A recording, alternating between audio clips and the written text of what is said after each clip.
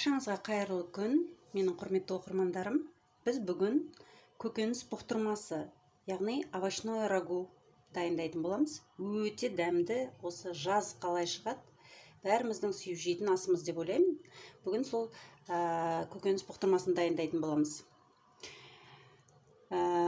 Бізге рагуға керек болады помидор, кабачок, баклажан, сәбіз, пияз, картошка, кішкене капуста, болгар бұрышы, тәтті бұрыш, чеснок керек болады, сарымсағымыз. Сонымен қатар мына біздің көк жаңағы зелендарымыз деп атамыз ғой. Бұл жерде укроп бар, кинза бар және петрушка бар. Әркім енді өз қалауынша қосады. Мен осылай көбірек әртүрінен қосқанды ұнатамын. Мен енді қазір барлық көкөністердің бәрін жуып, бәрін дайындап, қанша керек, сонша бәрін дайындап қойдым. Бұл жерде белгілі бір мөлшерде керек деп те айтып керек емес, өйткені рагу болғандықтан көкөністердің бұқтырмасы деп тұрмыз. Овощной рагу, оған қандай көкөністер бар, соның барлығын қоса берсек болады. Қолда бар көкөністерден де жасай берсек болады. Мен бүгін молынан жасайын деп жатырмын, өйткені өте дәмді тағам, бәрімізге ұнайтын. Қазір мен помидорымды ыстық суға салып, қабығын аршып, бәрін дайындап қойдым. Өйткені помидордың қабығы аршылғаны дұрыс болады. Болгар бұрышын әртүрлі түстерінен, қызылын, жасылын, сарысын әртүрлі қоса берсеңіздер де болады. Мен енді қолда бар қазіргі кезде осындай жасыл түрін қосамын. Ал бастайық енді. Ең алдымен барлық көкөністерімізді жақсылап турап аламыз. Пияздан бастайық.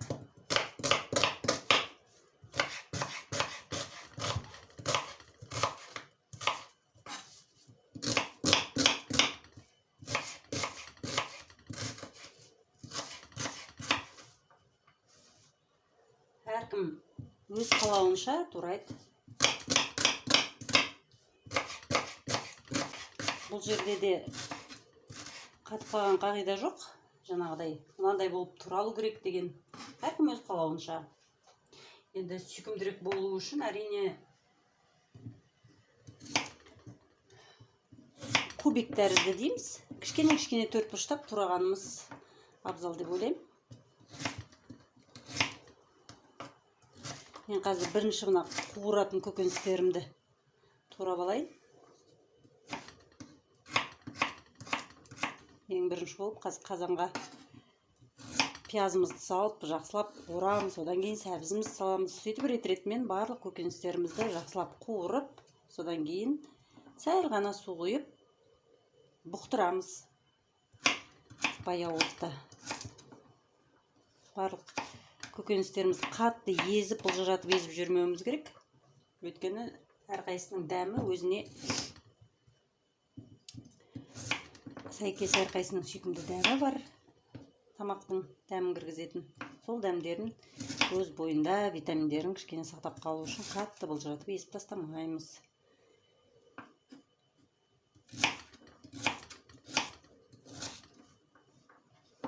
Мінекей сәбізімізді осылай турап аламыз.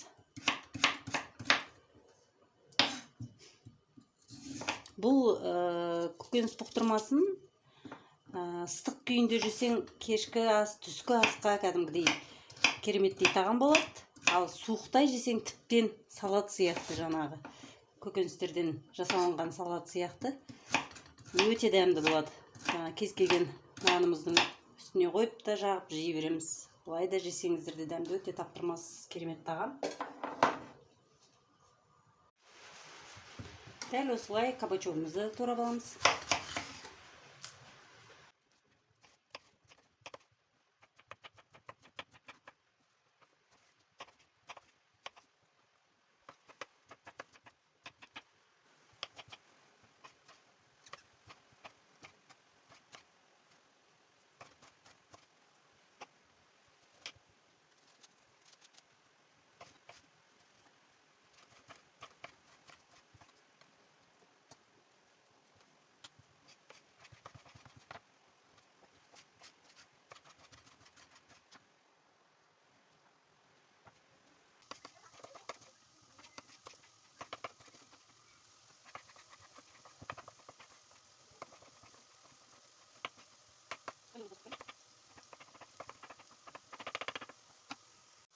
Өздеріңіз көріп тұрғандай барлық көкөністерімізді төртбұрышты кубиктап турап алдық. Енді міне пиязымыз бен сәбізімізді қуырып жатырмыз жақсылап. Осылай жақсылап қуырып аламыз қазір.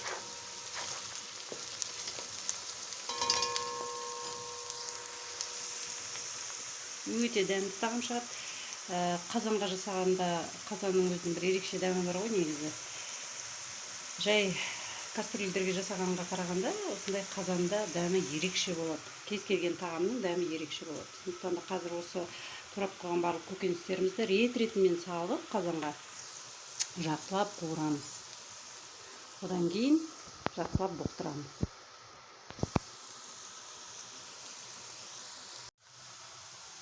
Енді кабачогымызды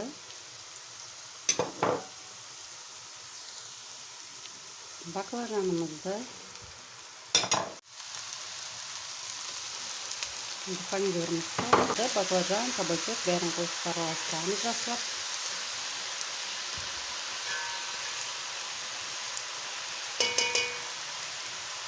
Дәл қазір кішкене томатный паста қосып жібереміз.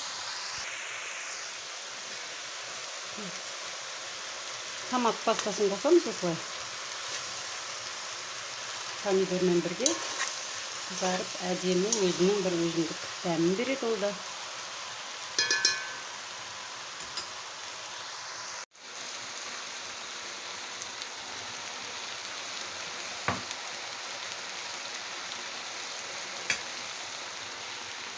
Картофелімізді, капустамызды салып қуырамыз.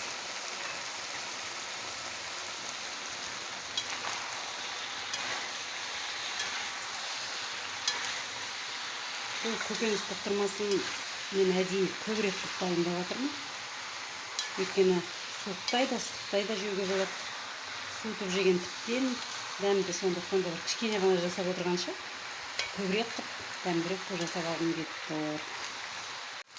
Өте бұрышымызды да сеуіп алдық. Тұзымызды, бұрышымызды салдық. Бақырындап бәрін жақсылап араластырамыз. Балдар бұрышын саламыз, тәтті бұрышымызды. Мен бұны соңына қарай салам. Жеді қызыл, сары, әртүрлі түстеріне қоссаңыздар тіптен әдемі болады. Енді чесногымызды саламыз, сарымсағымызды.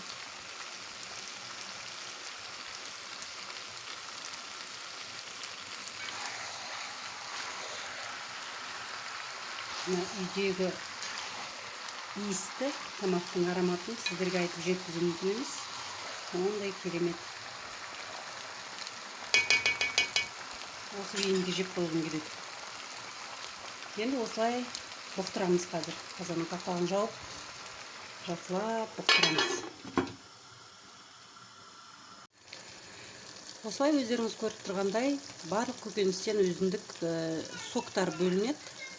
Мен ешқандай су іш нәрсе қосқан жоқпын, өзінің соғы бөлінді. Енді осыны баяуытта картоп, сәбіздеріміз дайын болғанға дейін бұқтырамыз. Дайын болған соң үстінен укроп, кинза, петрушкаларымызды қосып, тағы да бір 5 минут бұқтырамыз. Осымен біздің көкөністер бұқтырмасы, көкөністерден жасалған овощной рагу дайын болды. Өте дәмді болып шықты. Мен гарнирге күріш пісіре салдым. Гарнирбен де өте жақсы үйлеседі. Бұлай да жесеңіздер де болады, жаңағы айтып өткендей. Салат түрінде жесеңіздер де болады. Суықтай, ыстықтай тағам ретінде осылай гарнир ретінде күріш пісірдім. Жасап көріңіздер, өте дәмді, өте оңай, витаминді, витаминге бай, дәмді тағам. Астарыңыз дәмді болсын. Менің каналыма жазылуды ұмытпаңыздар. Ұнаса лайк басып, каналыма тіркеліп кеттіңіздер. Рахмет, астарыңыз дәмді болсын.